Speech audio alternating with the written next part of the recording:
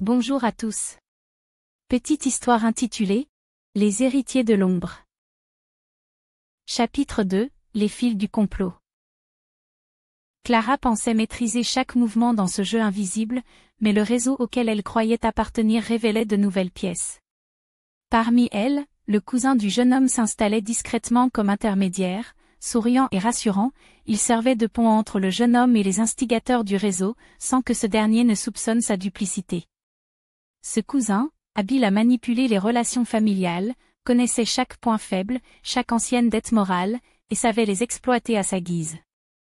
Clara, fidèle à ses habitudes, continuait de jouer son rôle, ignorant que la véritable toile s'étendait bien au-delà de ses perceptions.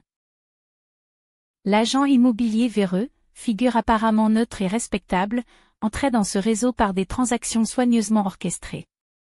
Ses promesses de maison et d'investissement étaient des pièges déguisés, chaque signature servait à contrôler des fonds, à effacer des preuves et à créer des dettes fictives. Clara collaborait à certaines de ces manœuvres, sans percevoir l'ampleur de ce qu'elle contribuait à bâtir. Chaque document falsifié, chaque contrat signé devenait une pièce d'un échiquier dont elle ignorait encore l'ampleur. Le jeune homme, quant à lui, avançait toujours avec prudence, observant et esquivant les pièges tendus à chaque coin de cette société de faux-semblants.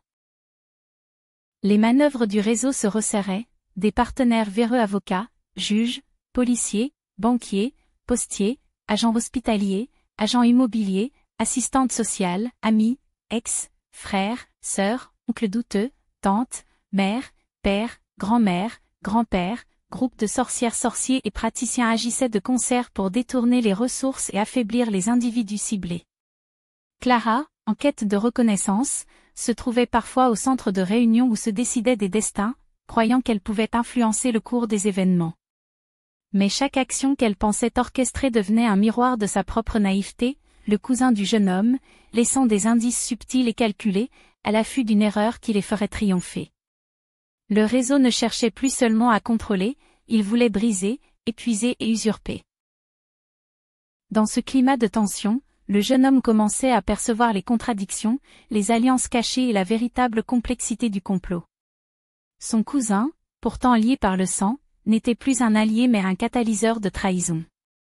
Clara, malgré sa ruse et ses manipulations, commençait à comprendre que sa place dans ce réseau n'était qu'un rôle temporaire, interchangeable et fragile.